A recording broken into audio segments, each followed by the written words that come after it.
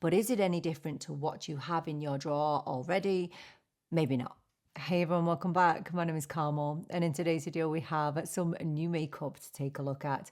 So I have some new things from MAC, I have some Dior, I have some Lancôme and some Natasha Denona. I've been testing these recently, and today I'm going to tell you whether I think they are worth your money or not. So if that sounds like something that you might be interested in, then please do keep on watching.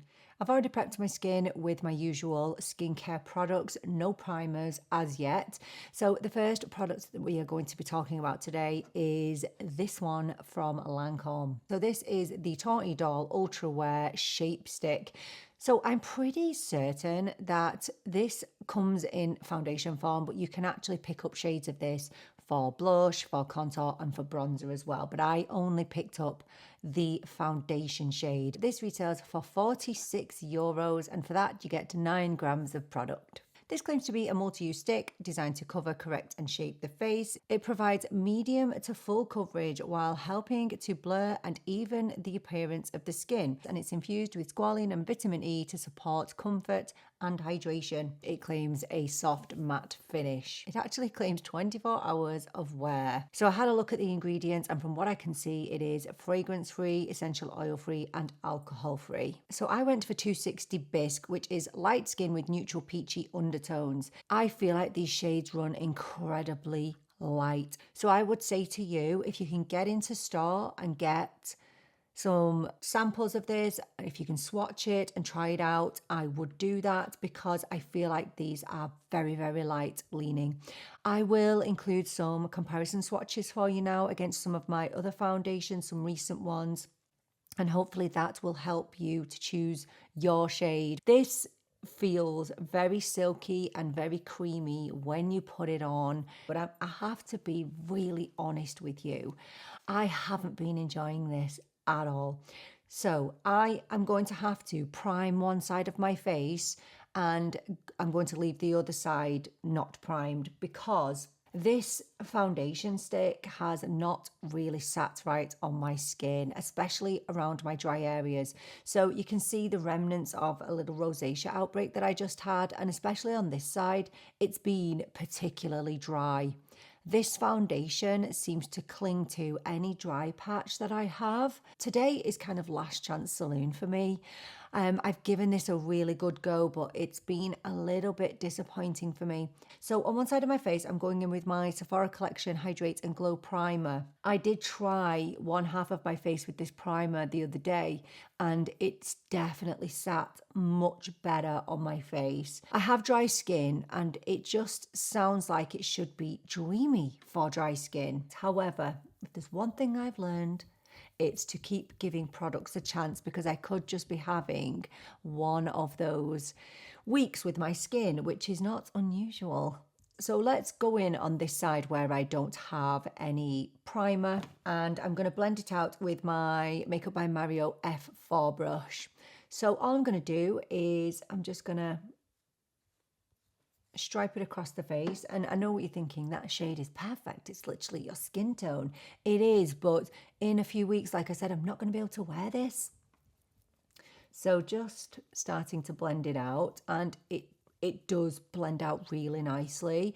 Now I'll say that I think that the coverage is light to medium, I would say. I definitely feel like it's a product that I would need to build up, and I know that the shade is fine. I know it's my skin tone. I'm just used to my foundations being a touch darker, and I think it just looks a little bit more flattering when it's a smidgy bit darker, just a little bit.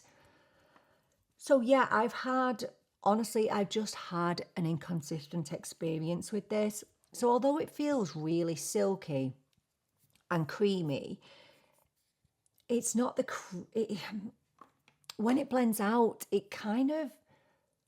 I feel like it kind of sets down to a powdery finish. I honestly feel like that. It sometimes sits on top of my skin. I'm going to say it's bordering between a natural and a soft matte.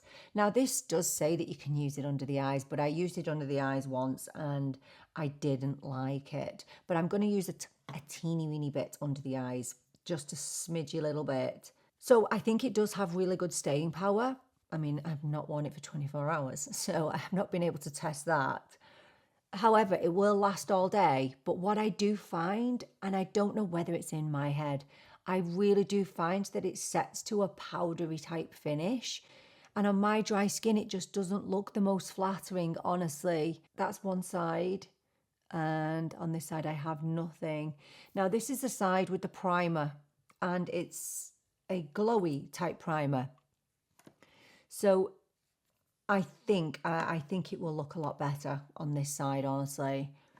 So yeah, I mean, I would be, with the experience that I've had with it so far over the last week, I would be a little bit reluctant to recommend this to anybody with dry skin. And if you have significant dry patches around the skin, it will cling to them because it has done all week in this area. Now, I did make sure that prior to this video that I was excessively moisturizing, but I can still see that it's clinging to this dry patch right here. If you do not have perfect skin, I don't know. Now, could it be good for oily skin? I think probably, yeah. If you have oily skin, I think you might like this because I feel as though with natural oils coming through during the day, it will soften it and it will, honestly, I think it would improve the finish of it. This is what I'm going to say to you. And I think part of it is to do with the shade. I am going to, and this is not how I would describe a foundation very much. I'm going to say that this looks quite flat on the skin. Yeah, and it's not often that I try a product where I feel like it just looks a bit lifeless. And I think from a distance, it's fine. And it's very lightweight and it feels lovely. It feels lovely. It's probably the nicest feeling foundation type stick that I've ever used. Do you know what? It actually, apart from looking flat on my skin, I do feel like it looks pretty nice today. But when I've been wearing it, I found that it has emphasized my pores. It has emphasized dry bits on my face, and it's just not been my favorite product at all. Definitely not my favorite, but I'm willing to keep persevering. Do you know, to improve it a little bit, I'm going to put some concealer on. This is the MAC Studio Fix 36 Hour Smooth Angles Concealer. So I've got this in the shade NC 14.5, and it's okay. It's all right. Right, let's move on to MAC now. And MAC have been in the process of reformulating not just their lipsticks, but their products, lots of their products. They have reformulated their bronzers, their blushes, and they have also released a new bronzer. I think it's a strobe bronzer. It's like a glowy bronzer, a liquid one, but I didn't pick that up because I didn't really fancy it. No, I didn't really fancy it. So if you go onto the MAC website, they are calling this Blush, Bronze and Blondes. Did pick up one of the Skinfinish Sunstruck bronzers, and I also picked up 2 shades of the blushes. So let's start with the bronzer. So the bronzer retails for €36, and for that you get 8 grams of product. Now there are actually 2 finishes to choose from with this powder bronzer, so you can either have a radiant finish or a matte finish, and I went for a matte finish and I picked up the shade Medium Rosy. So this claims to be a long-wearing formula which lasts for up to 24 hours and features waterproof and sweat and humidity-resistant coverage. Honestly, I have been really surprised at how well this bronzer has lasted, and the blush. Those claims are definitely true. Now, I haven't been pouring water all over my face, but I have been shocked at how good my makeup looks at the end of the day when I've been wearing these. And I'm not the biggest powder product fan. So for me to like a powder bronzer and powder blush, they've got to be good.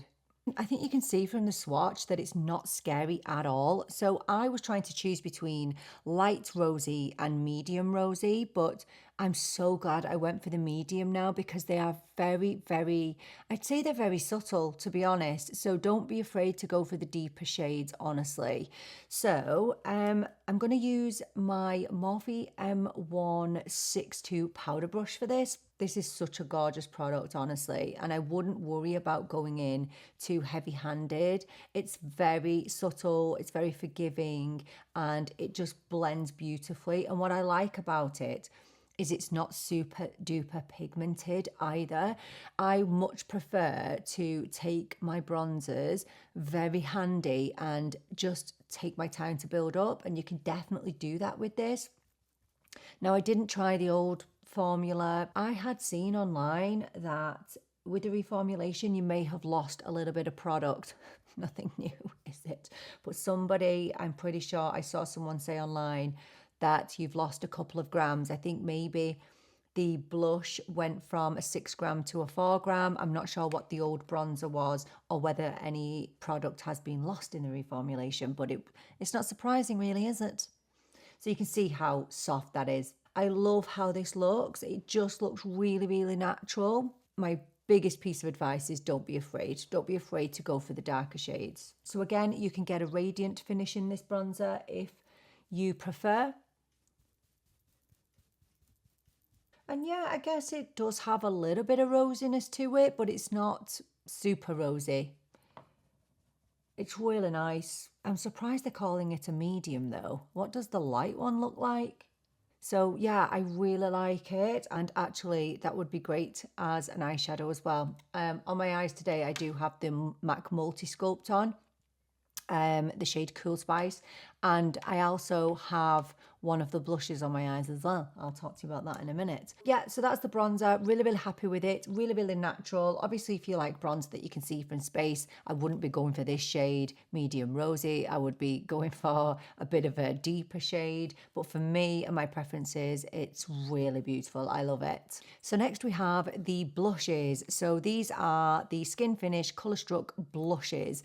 Both powder blushes. I picked up 2 different finishes. So I picked up the shade Desert Rose and I picked up the shade Thanks It's MAC, obviously, because that's my favourite shade of lipstick. So these retail for €32 and they come in 2 different finishes again, like the bronzer, so you can get a matte finish or a radiant finish. Packaging isn't quite as nice as it is with the bronzer, but it's just the traditional small black plastic packaging that you get with MAC. So I'm going to show you these 2 shades that I got. There you have Desert Rose, and that is a matte finish and it's described as a soft dusty pink. You'll even be able to see from the swatch how absolutely beautifully blurred this shade is. I have Thanks It's MAC, which is a taupey pink nude, and that is actually a radiant finish. So quite different. I did want to get 2 different type shades. These have very similar claims to the bronzer. So medium buildable coverage, weightless silky texture, water resistant, non-comedogenic. Let's start with Desert Rose on one side, and I'm going to use a Morphe M160 brush for this. Now these are quite pigmented. I was surprised actually. You see how much it's loaded onto my brush. Now I'm never really the biggest fan really of powder blushes, but this is very beautiful.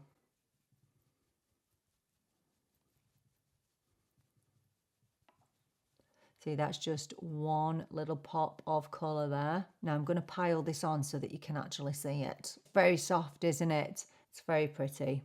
That's Dusty Rose. So on the other side, I'm going to go in with Thanks It's MAC, and I'm going to use a BK Beauty N15 for this. This definitely has, well, it's definitely more pigmented. And yeah, I was worried that the radiant finish would be a little bit highlightery, but it's extremely subtle. It really is. So as it describes, this is a taupey nude. Now, obviously, if you're going in with something that has a radiant finish, then, you know, you're going to get a little bit of emphasis on texture. And I think you can see that a little bit here, just on my cheeks where my rosacea is. But yeah, I really like it. I do. And like I said, I did put some of Thanks It's MAC on my eyes today with the MAC Multi Sculpt. So again, over here you have Desert Rose. And there's Thanks It's MAC. I'm going to be honest with you, I do prefer Desert Rose. I prefer the matte finish. I think it's a little bit more flattering. Yes, I do feel like Thanks It's Matte brings a little bit more life to the skin, which I think I'm missing today. But I do just prefer how subtle and everyday and just soft and pretty Desert Rose is. But I really like both of these. For a matte blush hater, I like these a lot. I think they look really smooth, and honestly, these last all day. I can't even tell you. I look like I've got blush blindness today, don't I? I do. So we're going to move on now to a new loose powder that I've been testing. It's this one from Natasha Denona. So this is the Hy-Glam setting powder. This is a translucent powder, so it only comes in one shade. So this retails for €44, and for that you get 18 grams of product, which is pretty standard. The marketing for this was really off the scale, wasn't it? So this claims to have the Natasha Denona Grip Tech technology, which is waterproof, sweatproof, tear-proof, and mattifies for up to 12 hours. Claims to blur, maintain hydration, long-lasting, oil control, suitable for all skin types, and it is non-comedogenic and hypoallergenic as well. Can I say the first thing that I want to say? I was really excited about this packaging because, I spoke about this in a video before it was released, and I was really excited because the packaging really made me so giddy because it looked so slim and so sleek, and it also has a lid which covers the sifter, so an extra lid. But this packaging, oh, it's really annoying. It's the worst packaging ever. Trying to get the lid back on this product, I feel actually so unintelligent when it comes to this powder because I can never get the lid back on. There must be a way that you... Oh, I just did it then. See, showing me up. Every time I complain about something on camera, the product behaves. It does what I'm telling it to do. Now, here's the thing. My face is looking extremely matte, so I don't feel comfortable going in with a bunch of powder on my dry skin. So here's what we're going to do. I'm going to grab this, which is the Rhode Glazing Mist, and this is going to give me some dew to the skin, and then you will be able to see how this mattifies the skin. Let's just give it a little spritz. Well, we'll give it a big spritz actually. I love that product. It's so nice. So nice. Right, so let's let that dry. In terms of my testing of this, I have not gone and thrown water over my face like everybody else has, and I'm not going to do that. You can just put this powder into YouTube or whichever platform, and it will show you people pouring water all over their faces. I'm not going to do that today. I'm just going to tell you about my experience with this on dry skin. It does come with a puff. I don't use puffs, but I'm going to demo it for you today because I know you are sick of me not using puffs. No, I know. Okay, so do you know the good thing about this is it doesn't all spill out everywhere, even when you are...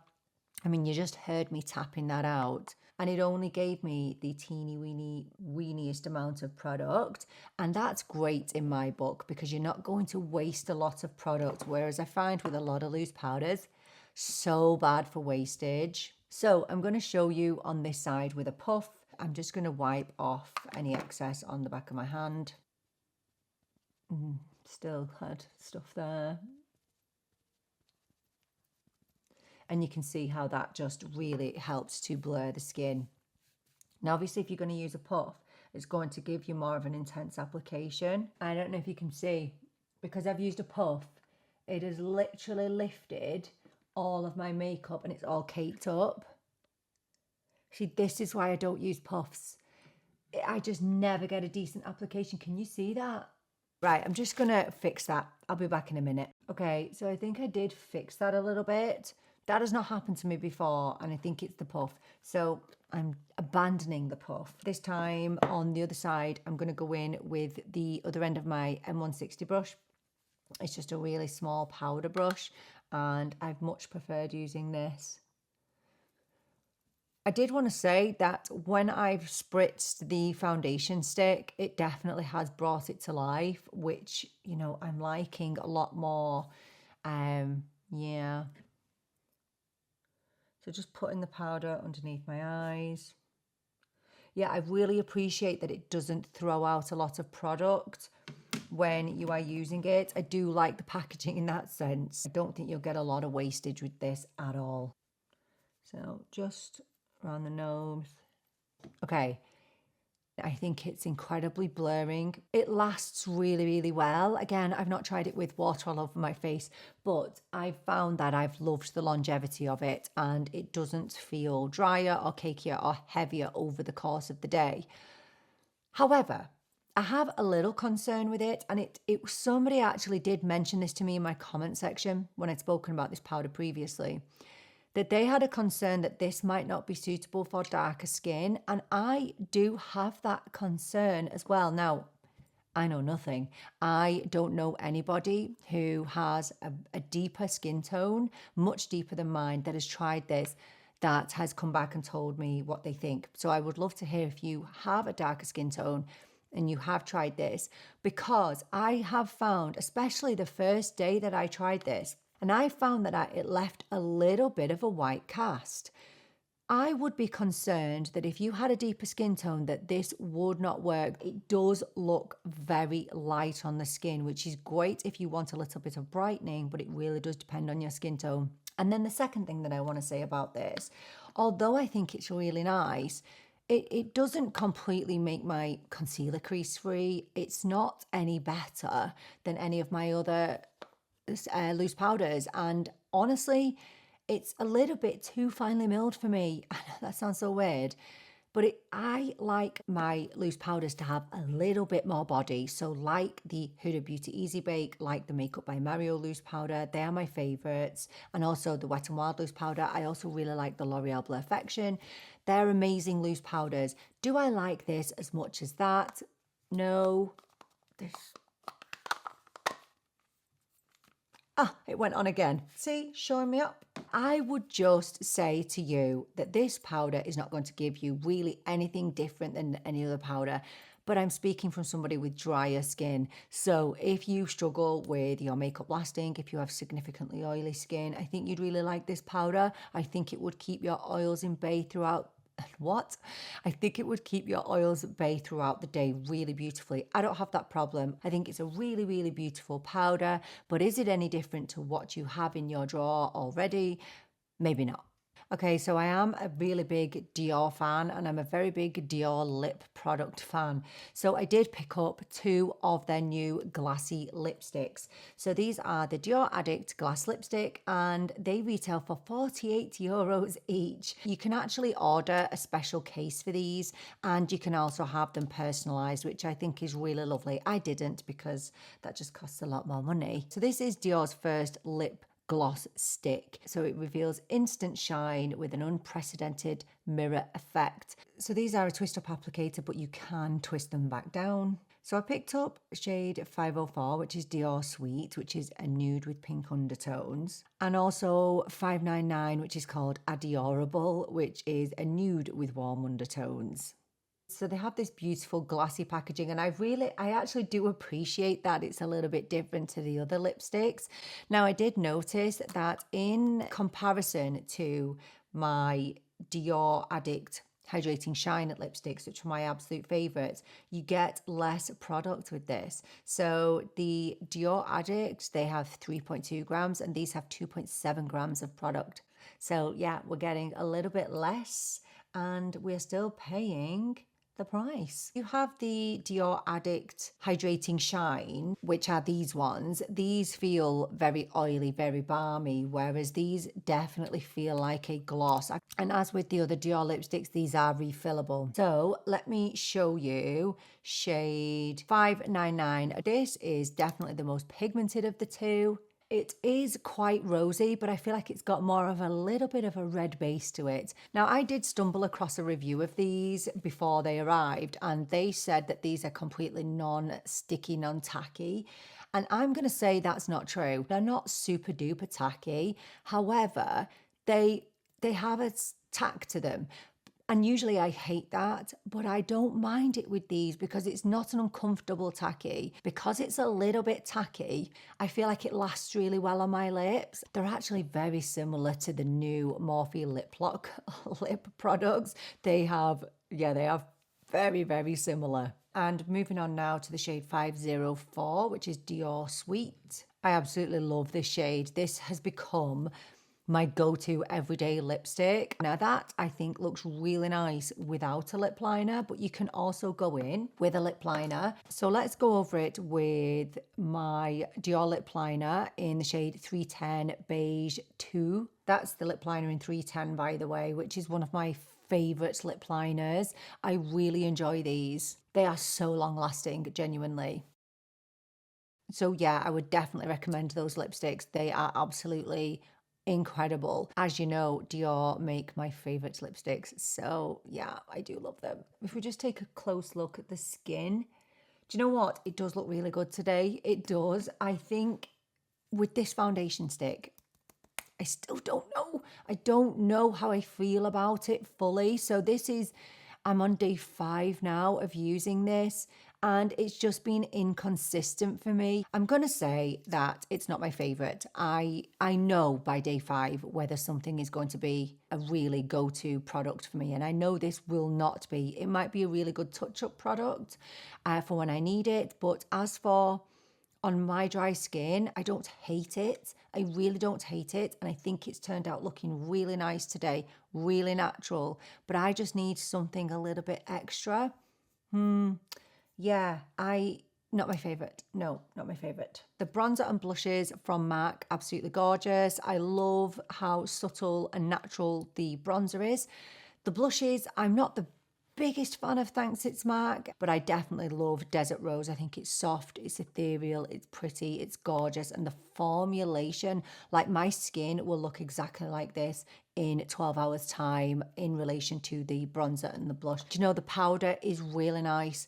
Is it extreme innovation? I'm going to say not really. I really like how blurring it is, how it doesn't look powdery on my skin, but I do still have that fear that if you had a deeper skin tone to me, that this would be a little bit too visible on the skin because it's so bright. And the lipsticks, of course, I adore, but you do get less products than you have previously with other lipsticks. Very annoying.